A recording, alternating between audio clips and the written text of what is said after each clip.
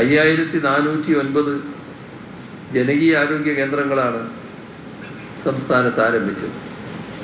ജനകീയ ആരോഗ്യ കേന്ദ്രങ്ങളിൽ മെച്ചപ്പെട്ട ഭൗതിക സാഹചര്യങ്ങളിൽ അതോടൊപ്പം 36 തരം മരുന്നുകൾ, 10 ലാബ് പരിശോധനകൾ, ലഘു രോഗങ്ങളുടെ ചികിത്സ ഇവയെല്ലാം ലഭ്യമാണ്.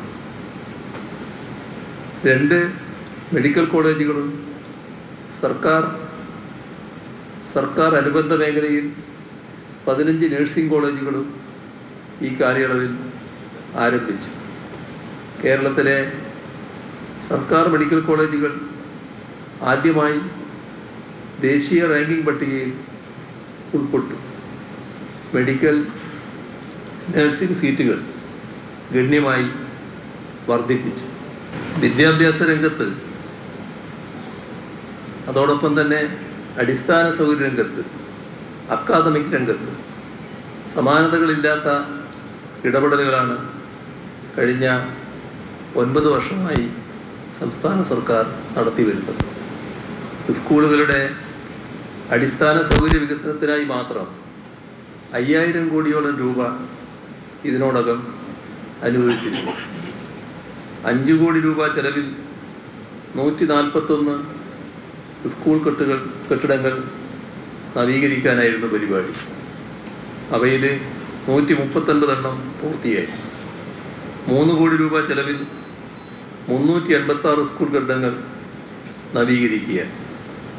അവയിൽ 179 എണ്ണം പൂർത്തിയായിട്ടുണ്ട്. 1 കോടി രൂപ ചെലവിൽ നവീകരിക്കുന്ന 446 സ്കൂൾ കെട്ടിടങ്ങളിൽ 195 എണ്ണം പൂർത്തിയായിട്ടുണ്ട്.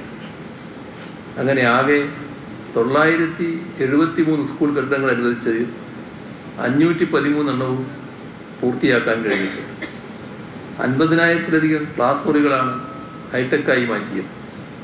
സ്കൂളുകളിൽ ടിങ്കറിംഗ് ലാബ്, റോബോട്ടിക് ലാബുകൾ ഇവയെല്ലാം സജ്ജീകരിച്ചു.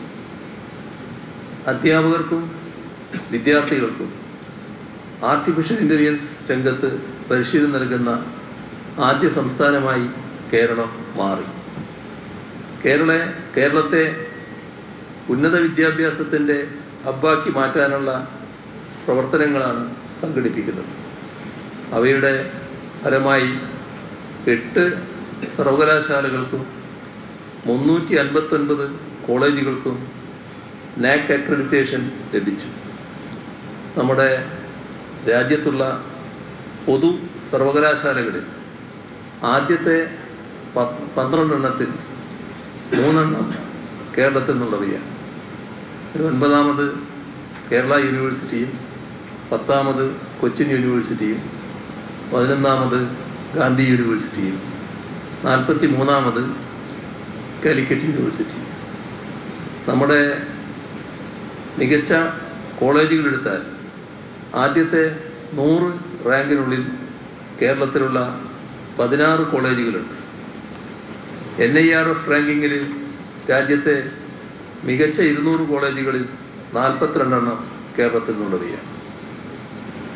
സർവകലാശാലയിലെ ഗവേഷണ ഫലങ്ങൾ സാമൂഹ്യാവശ്യത്തിന് ഉപയോഗപ്പെടുന്നതിനായി ട്രാൻസ്ലേഷൻ ലാബുകൾ ഈ ഘട്ടത്തിലാണ് ആരംഭിക്കാൻ നമുക്കായത്.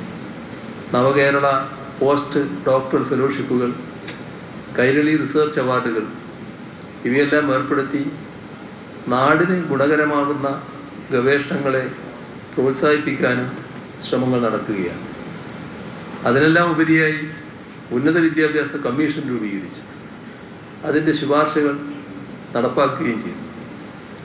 ഭാവിയിൽ കേരളത്തെ ഒരു വിജ്ഞാന സമ്പദ് വ്യവസ്ഥയായി പരിവർത്തിപ്പിക്കാനുള്ള ശ്രമങ്ങളിൽ ഏറ്റവും പ്രധാനമാണ് ഉന്നത വിദ്യാഭ്യാസ മേഖലയുടെ വികസനം. ശാസ്ത്ര സാങ്കേതിക വിദ്യയിലും മികച്ച പുരോഗതി കൈവരിക്കാൻ ഈ കാലയളവിൽ നമുക്ക് കഴിഞ്ഞിട്ടുണ്ട്. കഴിഞ്ഞ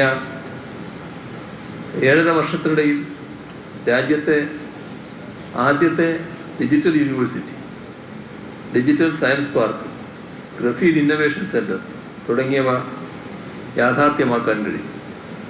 ഇൻസ്റ്റിറ്റ്യൂട്ട് ഓഫ് അഡ്വാൻസ്ഡ് വൈറോളജിയും യാഥാർത്ഥ്യമാക്കാനായി. International Ayurveda research institute, genome data centre, medical technology consortium ഇവയെല്ലാം ഒരുങ്ങിക്കൊണ്ടിരിക്കുകയാണ്. കെ-ഫോൺ പദ്ധതിയിലൂടെ വീടുകളിലും സർക്കാർ ഓഫീസുകളിലും ബ്രോഡ്ബാൻഡ് ഇൻ്റർനെറ്റ് സൗകര്യം ലഭ്യമാക്കുന്നു.